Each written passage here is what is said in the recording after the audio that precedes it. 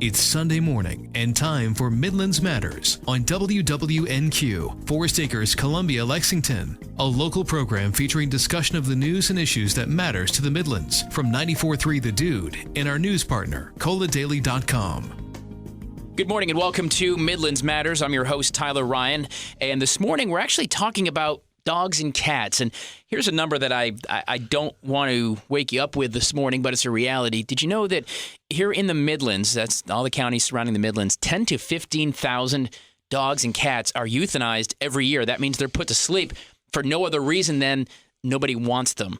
And that's a horrifying and very sad number that these dogs and cats are put down. But there is a way, and the good thing is there is a way that number is getting less and less every year, being reduced every year, and that's through the efforts, by and large, from the South Carolina Humane Society, located here in Columbia.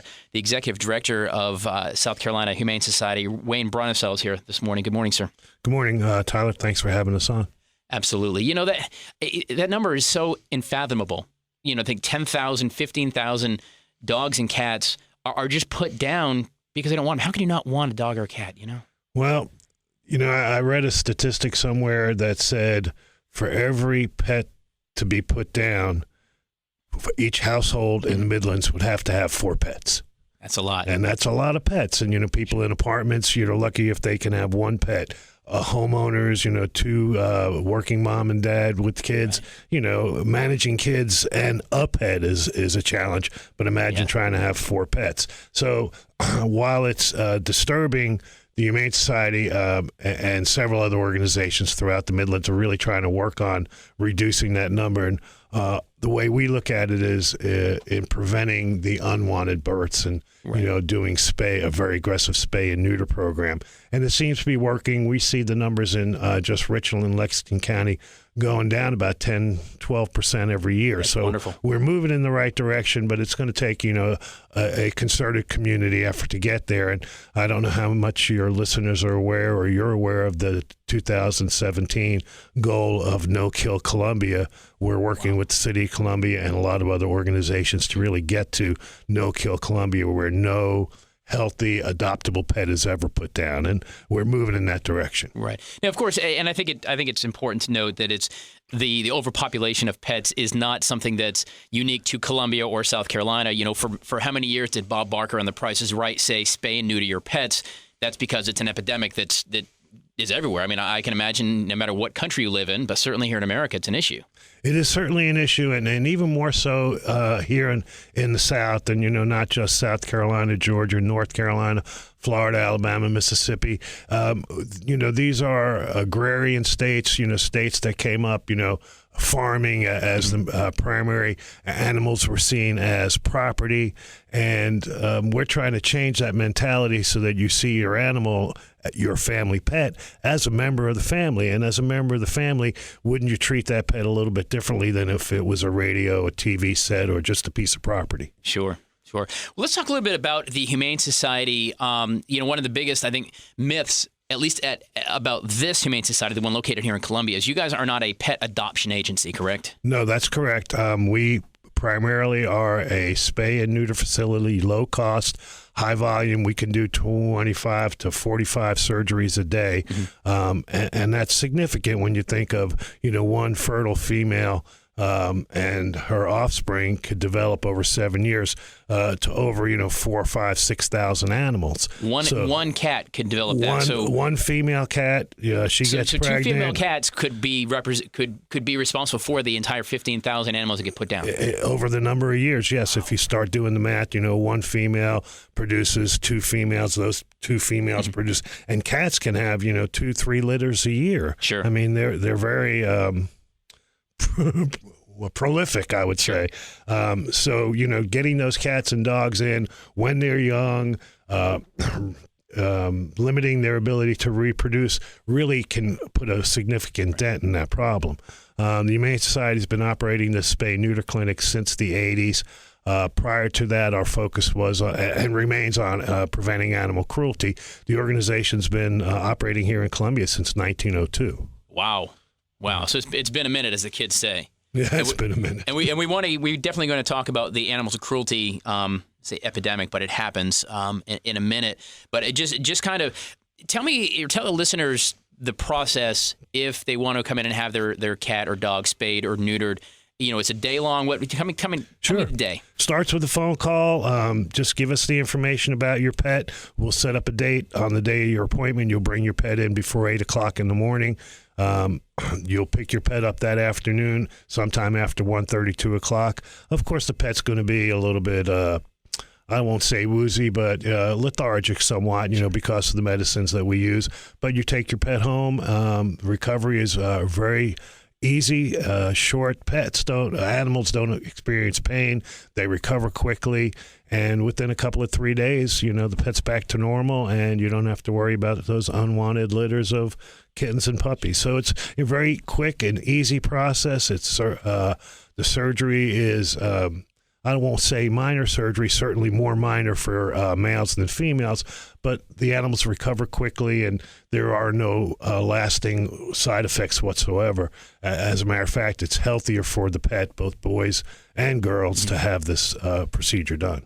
Speaking with Wayne Brunnicell here, the executive director of the South Carolina Humane Society located here in town.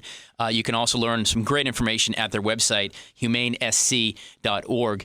And we'll put links for you at 94.3 The Dude and at Cola Daily here on Midlands Matters. But, it's such an important thing. You see the stray cats around. You see the stray dogs. And, I love animals. I often joke, and maybe it's not a joke, I like animals more than people half the time. Sometimes. People have the ability to be mean. Animals don't have that. They're just animals. If you encounter a mean animal, it's not because it's in that animal's nature.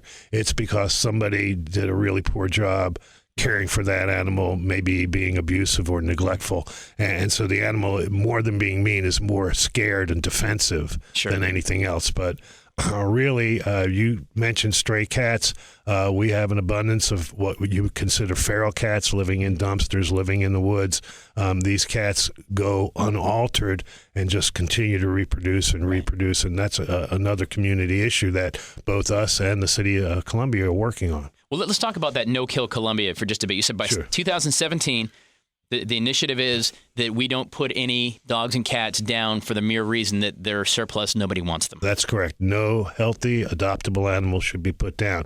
And the city and the Humane Society and Palmetto Lifeline and many other organizations are working together to reach that goal. And some of the things that's happening are a more aggressive adoption program, so that animals that do end up in the shelter can either be adopted through rescues through the city of Columbia, or even transported out of state to areas where they don't have enough animals in their shelters when people come through to choose their family pets. So we're looking at it on many, many fronts of how best to get to that goal. Now, you guys are located down on Humane Lane, just off of Shop Road, of course. And it is really a conjunction of that you're an entity amongst itself. You're a nonprofit amongst itself, but you do work kind of in conjunction with the city, I guess, the city pound, I guess what I would think in my head, right? We'll call it the city animal shelter. There you go. Yeah, the pound word, the pound. And the dog catcher, those connotations are a little too negative. So we like to talk about animal care, animal control, and the shelter. And yes, the Humane Society was invited to sit on a piece of property next door to the city. The city runs a fantastic shelter. They do a great job there. There was no reason for the Humane Society to operate a separate shelter. Capacity-wise, we don't have the space. We don't have the expertise in the sheltering side of it. Our expertise was really in the spay-neuter side, so it works out great. If you've got a pet, you want it spay-neutered, you come to the same place. If you don't have a pet and you're looking for one, right next door at the city shelter, there's plenty to choose from. Plenty. It's like car shopping. There's plenty there. Yeah, there always are, unfortunately. Stuff. We're talking about cruelty, and I'm sure a lot of us here in the Midlands saw the shocking video over in Lexington of a gentleman tossing his dog down the stairs. And as I said, there are certain things that don't sit right with me. If you're mean to kids, old folks, or animals, these are three groups that can't defend themselves. You want to go out and have a fight with your buddy? Well, go out and do it. But you don't hurt old folks. You don't hurt animals. You don't hurt kids. And, that we saw that video, and hopefully that's going to come to justice. but you guys actually have an animal cruelty investigative team as well with the Humane Society. We do. That's, the organization, when it was started in 1902, that was the main focus, addressing animal cruelty. And, as much as communities involved, societies involved, the fact that animals are still being abused and neglected has not gone away. Now, City of Columbia, Lexington County, Richland County have animal care officers who can respond at a moment's notice if there's a situation. But when it comes to, getting more into the weeds, doing more investigation, looking into these things like puppy mills or dog fighting or significant abuse cases, that's kind of our area, and we respond whenever we get a call about something along those lines. And that's not just your investigative team for animal cruelty. It's not just dogs and cats. You guys will go look at cows and horses and any kind of animal or potential pets, abuse. And you name it, and we've heard about it, and we've probably had investigations around those. Significantly lately, it's a lot of large animals, horses specifically, where people have these horses. Maybe their economic situation has changed. For whatever reason, the horses aren't getting the proper care, and we get a call about it. We go out and try and look into the situation, help where help is needed and warranted, and when it's not welcome, then we look to law enforcement and work with them to remove those animals from a dangerous situation. And I think I think there are times, and correct me if I'm wrong, Wayne, that there is animal cruelty that is happening. Yes, you're not being very nice to your animals, but it's not always like somebody throwing his dog down the stairs on purpose. Sometimes it's you have an animal, your heart is in the right place, you have the best of intentions, you just can't. Maybe your own social economical situation, you have a horse now, you can't feed the horse, you got to feed yourself. Absolutely, or because of your health reasons, maybe your health deteriorates, you don't have the time, you don't have the capacity to care for the animal. In those situations, we hope the people will call us, allow us to offer some help, put them in touch with other people who can provide resources. There are rescue groups available to help with, one horse here, two horses there.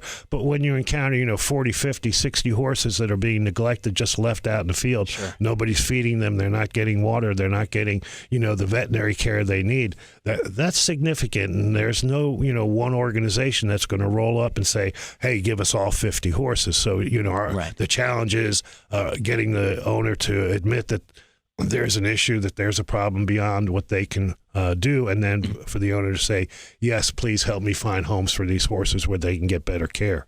So, yeah, I guess, and let me ask you maybe some clarification. If I have, if I've got a horse and my health or I lose my job or whatever, I now am in a position where I'm struggling to take care of my family as well as my animal. Can I call you? I don't have a neighbor, right? What if I call and say, hey, Mr. Brunnicell, I need some help. Are you going to come in and take my horse, or are you going to try to help me help my animal? We're going to try and help you help your animal. The Humane Society's part of our largest statewide group called the South Carolina Horsemen's Council. And through the Horsemen's Council, resources do become available, feed, hay, sometimes veterinary care. And if it's one or two horses, usually we can get you some help. Or if we can't get you some help and you're willing to release the horses, we can help find a new home for them where they will get the care they need. Those isolated incidents, we would love to hear more about, because we want to be able to help and put you in touch with the resources that are available. There are rescue groups that will take a horse here, a horse there. It's the larger Herds. Thank you very much. It's the larger herds where you really have issues. Speaking with Wayne Brunnicell from the Humane Society here in South Carolina, located in Columbia. humanesc.org is his website. Of course, we'll put links for you at 94.3 The Dude and Cola Daily as well for some of their services, the great stuff that they have. And talking briefly just about the animal cruelty that seems all too prevalent around. And, I'm sure we've had neighbors look over and, boy, they're just not very nice. I mean, you see it. You see people walking down the street with a dog and yanking the dog, and you're like, man, at what point should somebody who sees that kind of behavior call you? I mean, if I jerk my dog and walk in the street and he's barking, that's not really cruel. It's kind of being mean and a bit of a jerk maybe, but it's not cruelty yet, is it? Or where does that threshold lie?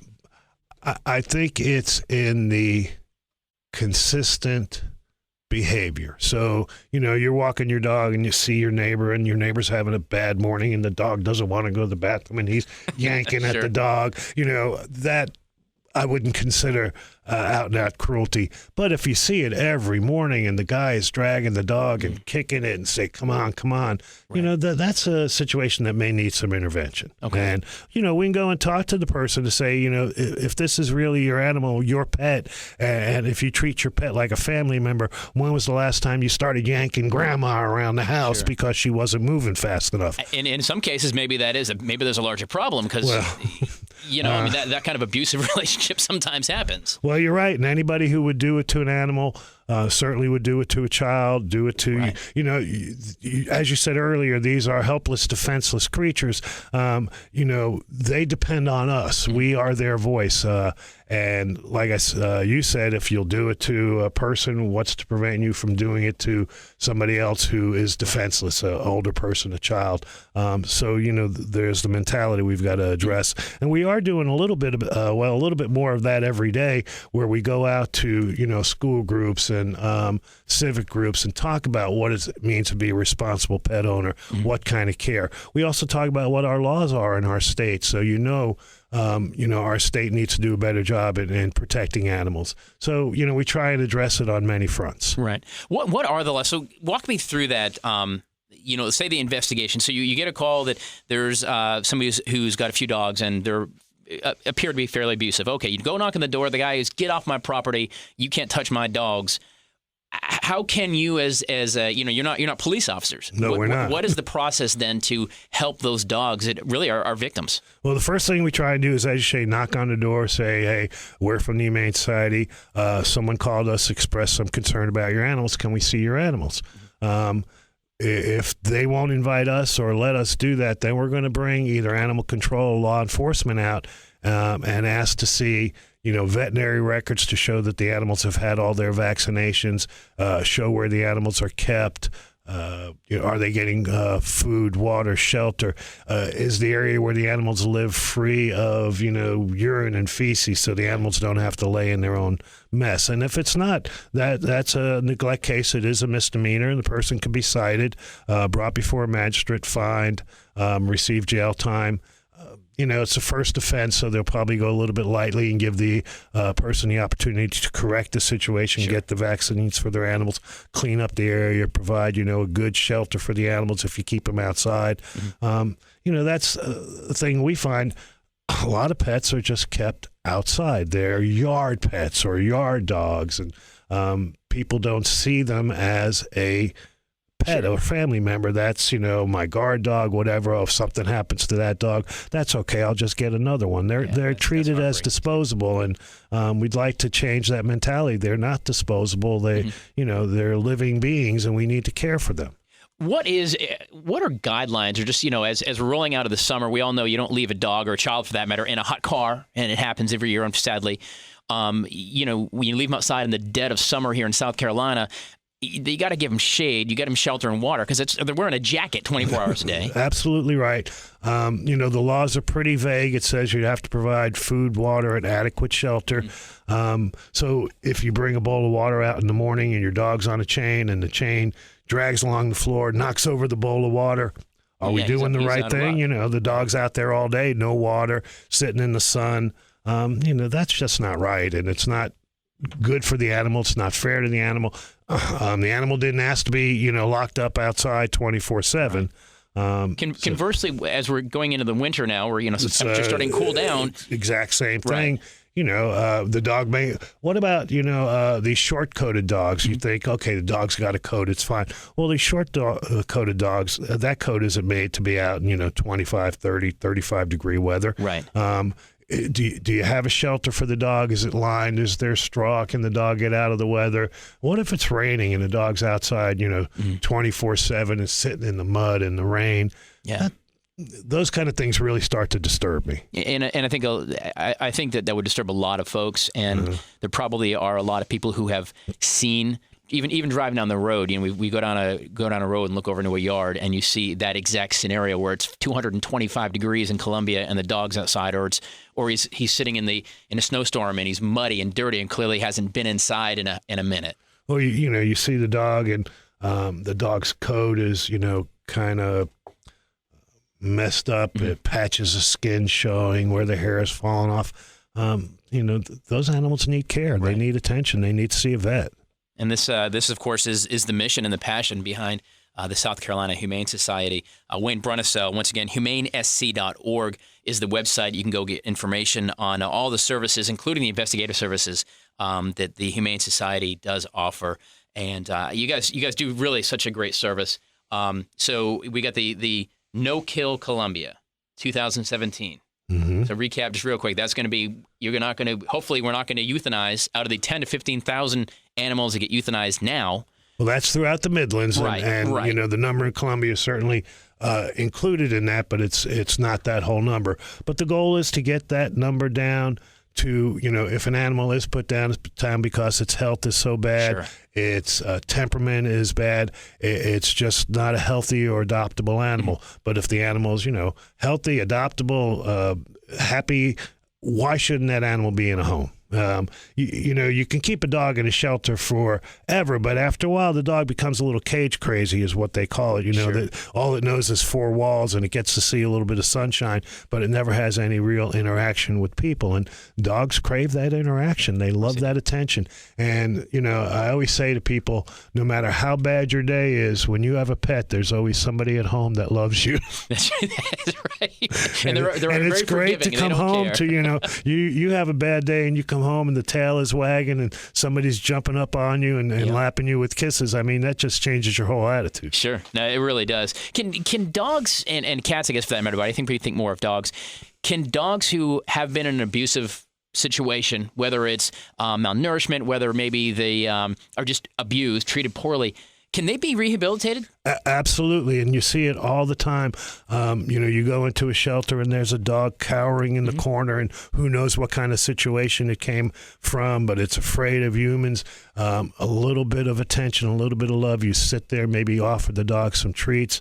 Little by little, it warms up to you. And this is just, an isolated case, sure. Because some dogs that have had years and years of abuse and neglect, it takes a little bit longer. But I've seen it at the shelter.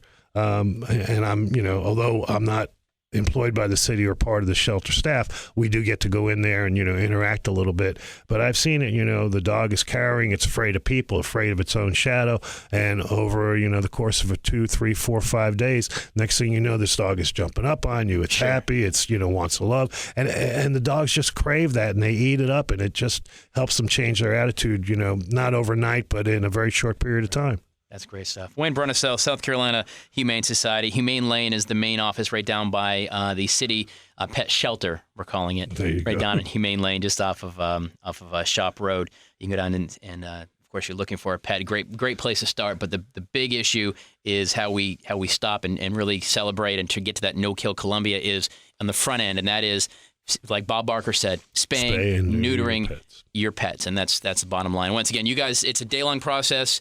And how much is it to for neutering or spaying? A female dog at the Humane Society is $75. A male's $55. Female cat $45. Male cat $25. And actually, if you're a resident of the Richland County, there's a program that's sponsored by the Animal Mission, another nonprofit partner, where the surgery can actually be offered to you for free. Wow. So there really isn't a reason. Yeah, there's no. You can't say it's because of finances. You can't afford it. And we have great support from our veterinary community. When somebody goes to their vet and say, I want to spay or neuter my dog, and they get a little sticker shock when the vet says how much it's going to be, sure. The vet right away says, well, you can call the Humane Society and they can help you with it. And we're happy to do it. That's great stuff. Wayne Brunisell, Humane Society, humanesc.org. Again, the website. Put links for you at 943thedude.com and coladaily.com. Listen, we really do appreciate you and your staff, your doctors that are involved, your investigators. The Humane Society really cares about pets and our full circle agency to make sure that our four-legged furry family members. Well, we have a great team at the Humane Society. I'm really appreciative of all their efforts. They are so committed and to the mission. You couldn't find a better group of animal care people. They really do it because it's in their heart, believe me, because it's not the exorbitant salaries we pay, but it is, their passion and their love, and we're fortunate to have those kind of people working with us. All right, Wayne Brunisell, we really appreciate your time this morning and again, your mission to... Anybody who wants to help is certainly welcome to give us us a call. We use volunteers. We can use your donations. We love your time. We love your talent. And, of course, we love your cash. Very good. Wayne Brennesell here on Midlands Matters. My name is Tyler Ryan. Thank you so much for joining us this morning. Thanks for listening to Midlands Matters. For local news and information every day, listen for the hometown headlines from ColaDaily.com and 94.3 The Dude.